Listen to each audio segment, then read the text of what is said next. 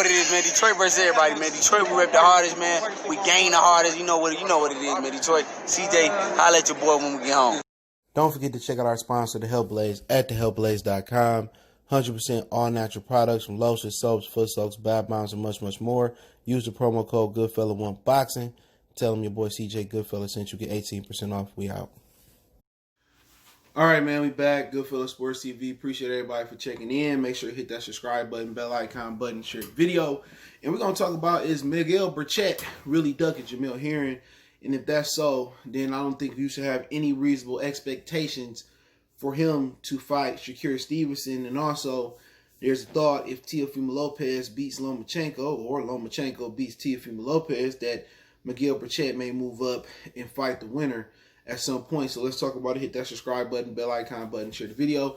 We know Oscar Valdez, if he wins his tune-up fight, I guess he got one coming up soon. We know Berchelt won his. Could be collided for a fight. Now, Oscar Valdez chose to relinquish his belt and run up to 130 pounds like a punk bitch to avoid Shakur Stevenson. Thus, for Joey Gonzalez got the shot, and Shakur got the shot for the vacant title. At the end of the day, these dudes is giving up their titles. You know, they fight for secondary titles instead of fighting for real world titles. And it's pretty sad and pathetic. You know what I'm saying? Something that you earn to get. And nobody can give me a real memorable Oscar Valdez title defense that he had at 126.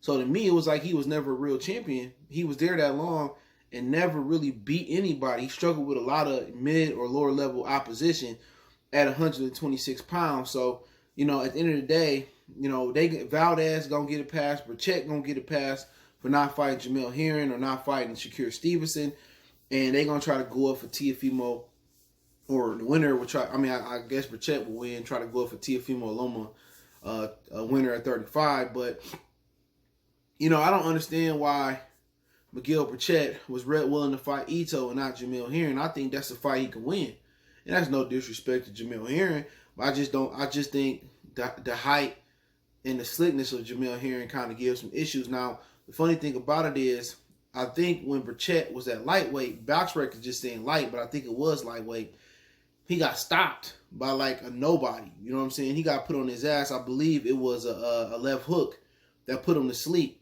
And Berchelt struggles with taller fighters. I believe this guy was 5'9.5". What's so funny about it? This guy legitimately got 30 losses now. I'm just joking. Well, it was close. It looked like 30 losses. I mean, he lost to the homie from the hood, Leonardo Tyner. Shout out to him. He from the D. He lived right in my neighborhood. You know, he lost to a lot of different dudes. You know, just dudes you never heard of. Some dudes and other names he lost to. He lost to Jamel Herring too. Jamel Herring outpointed him. So they do have a common opponent, which that opponent knocked Berchelt out. And I think Berchelt, 130 is a good weight class for him. Because I guess when he was at 135, he was getting stopped. So, you know, I think he fears fighting taller fighters. He don't know how to fight taller fighters. I think he fears fighting slick fighters, and most Mexicans do. You know, they struggle, they struggle against the Black American style, just like the European upright style. You know, that generic style they give us, even though we, you know, and some Mexicans, the Europeans come in, you know, different styles, but most Mexicans, you know, they struggle with slick fighters. You know what I'm saying? And I think the height and the athleticism of Jamel Herring, Berchelt not confident. You know, he went in the ring, called out Ito, wanted rather than call out Ito, but then want to fight Jamel Herring. To me, it made no sense. You know, not to unify titles. That's something that you don't get an opportunity to do every day, especially with a guy, Jamel Herring, who lost to Ladarius Memphis Miller, legitimately, in my opinion, and he been stopped by Denis Shavakov, which I didn't remember that fight. Shavakov is a tough, rough guy. He stopped him in TKO, so I didn't remember that fight. So Berchelt, I don't understand, you know, why not? You know, maybe Bob Arum not offering enough money. He offered more money for the Valdez fight. But, you know, they give a lot of Mexicans passes. And like I said, a lot of black people give black fighter passes these days for just doing punk shit. You know, Miguel Berchelt should want to go in there and beat Jamel Herring and get 2 belts. If you can't beat Jamel Herring, why do we want to see you versus Teofimo Lopez or Vasily Lomachenko? I don't want to see that shit. You beating Oscar Valdez proves nothing. Oscar Valdez doesn't have one significant victory on his resume. All Top Rank did, you know, they did the same thing they did with Gilberto Ramirez. All they did was have them beating a whole bunch of nobodies and past their prime fighters, and they regressed because of that. and they may never progress to where they should have been as fighters. I was a huge Gilberto Ramirez and Valdez fan. I thought they was the way, but Top Rank dropped the ball on their progression. They kept feeding them lower level fighters. They kept feeding them weak fighters, bums, everything, vagabonds, and pretty much they both regressed, and they never really reached their potential. And they won't reach their potential. They putting Oscar Valdez in all these tough fights where he getting his jaw broke, and you know what I'm saying. He trying to prove that he a Mexican warrior when he got the ability to be slick, stick, and move. His career been over with. He just cashing out versus Miguel Berchelt. If he beat Berchelt, it wouldn't be 100% shock to me because Valdez is probably one of the more talented fighters down there at the weight classes. But you know what I'm saying? It's funny how they can run and fight each other and nobody bats an eye. You know what I'm saying? But as soon as a black fighter, it looked like he might be ducking. Everybody want to sit here and have an opinion and get on their ass. You feel me? But straight up and down, like it's just an unnecessary duck. Unnecessary. And if he won't fight Jamel Herring, then he damn sure ain't fight Shakur Stevenson.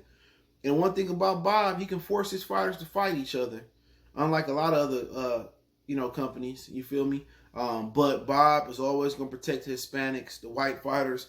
He is never going to put them in there with with guys they don't deem they need to be in there. When they come to them, they got options. Oscar can tell them like, man, I ain't fighting Shakur. I want to move up. Miguel can say, I ain't fighting Jamel here and I want to move up. But when it comes to like his black fighters like Nicholas Walters, when he said, well, I want to fight Lomachenko for that little bit of money you giving me, then it's a problem. You know what I'm saying? Then he got shit on the shelf for 11 months and then get thrown in there with Lomachenko and you never see him again. Look at Terrence Crawford. He can get Lomachenko a unification bout for a vacant belt when he got 2 belts already. Why he can't do that for Bud Crawford? He put all this money into Tyson Fury, and Tyson Fury ain't did nothing but steal money the whole time. He ain't flipped one profit fucking with Tyson Fury. Why they can't redo Bud contract and give Bud that money? Come on, man. Like I said before, the place for a black fighter just may be Al Heyman because wherever you go, look at Demetrius Andrade. They can't get him no fights over there. Devin Haney, no fights. He fighting stiff ass Luke Campbell coming off a loss. How that's gonna be your best win? You fight somebody coming off a loss. It's a joke to me. Look how they doing Demetrius Andrade. You know what I'm saying? Look how Golden Boy doing Rashidi Ellis and James the Beast Wilson. How they done a lot of numerous black fighters in the past. You know what? You ain't gonna get the fights nowhere else in boxing. You might as well get with Al Heyman and let Al Heyman take care of you. He making sure them Cuban boys getting paid. He making sure the Dominican dudes like Javier Fortuna getting paid. And Thomas Delorme not getting paid. I think he Puerto Rican, sorry. He making sure he making sure everybody getting paid. Wherever you go in boxing, you ain't gonna get the Berchelts and the Valdez unless it's mutual.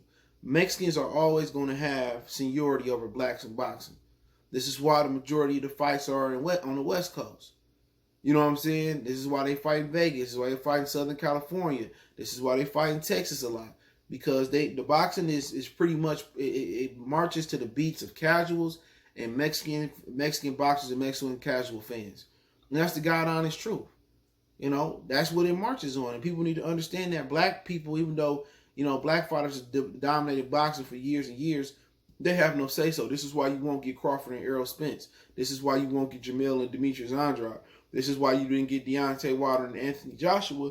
It's because boxing is not keen on black versus black fighters. They don't feel that they can sell.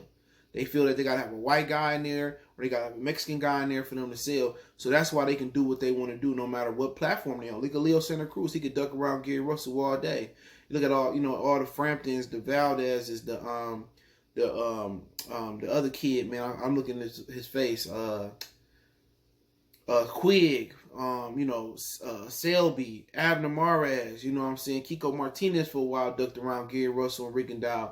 They can move up and down and away from Rigondeaux and Gary Russell, and nobody says nothing, nobody bats an eye. It's just the norm. Because boxing fans and these boxing dudes who run boxing are conditioned to get Mexicans a pass so they can do what they want. If David Benavidez can duck around Charlo and Caleb Plant all day, and nobody gonna get mad or say nothing about it. And that's just what they want to accept. So you Shakur Stevenson, you Shakur Stevenson, Gervonta Davis. I mean, any of these young fighters, Devin Haney coming up, bro. When you get the power, and you get the respect, then they gonna want to fight you. This is the same thing to Floyd. All them dudes pricing themselves out, Morales and who else was down there? Barrera. They didn't really want to fight Floyd. And they got a pass for it. Then people go back and say, well, Pacquiao got those fights because they thought Pacquiao, they could beat Pacquiao. They thought Pacquiao was shit, and Pacquiao was the truth. If they knew what they knew about Pacquiao, now they wouldn't have fought Pacquiao. Morales did beat him once the first time, and then the second time he was drained. But yeah, I mean, it's just the way boxing rolling right now. So you got to understand where you is in boxing, and when you get on top like a boss, like some thugs say, then they gonna want to fight you, and they gonna start saying, "Oh, you ducking this guy." When them dudes wouldn't give you a chance, just like Josh Warrington with Shakur Stevenson. So Shakur Stevenson is getting a crash course in what it feels like to be a young black boxer. And, you know, he won't get the Berchelt fight neither unless he got a few titles and Berchelt want to fight. And that's why I said the perfect place to be, to be honest. I talk shit about PBC for a black man. It's the perfect place to be because you're not going to get your fights you want in top rank. You're not going to get the fights you want in the zone. You know what I'm saying? Only place that you're not going to get fucked out of money, you're going to get overpaid for, for your inconvenience for not getting the fights you want is PBC. You know what I'm saying? They might still not deliver the fights you want when you want them, but why not let a black man overpay you and overpay you to stay over there? So that's my whole point about it, man. Let me know what you guys think. Don't forget we on Facebook, Instagram, Twitter. You can reach out if you got business questions, inquiry, sponsorship, video requests. Keep sharing the videos, but I don't see Berchelt fight Shakur Stevenson or Jamel Herring unless something major come on, unless it's fun disputed or something of that nature. And to be honest, the only way Shakur gonna get a belt at 30 now. It's probably Jamel Herring belt because Tevin Farmer and JoJo Diaz gonna rematch. They might let JoJo Diaz fight Shakur Stevenson. Oscar, I say a lot of bullshit about Oscar, but Oscar, he do want to make the best fight. So either Jamel or Jamel Herring for him, or it's gonna be JoJo Diaz if he beat Tevin Farmer. I think he will beat Tevin Farmer in a rematch. I don't see Leo Santa Cruz or Tank fighting him. And I don't see Miguel Berchelt fighting unless it's like for undisputed or something. So, and Jamel Herring might end up fighting Carl Frampton. And I think Carl Frampton might get him. Frampton, I think Frampton got a little bit more skills than Herring. But that's just my opinion. It could be a close fight. Frampton been through the wars. But hey, let me know what you guys think. Don't forget me on Facebook, Instagram, Twitter. You can reach out if you got business, question, inquiry, sponsorship, video requests. Keep sharing the videos. Want to make a donation, Cash App, PayPal, description. Best way to donate is share the video. Let me know what you think in the comment section one time for the one time we gone.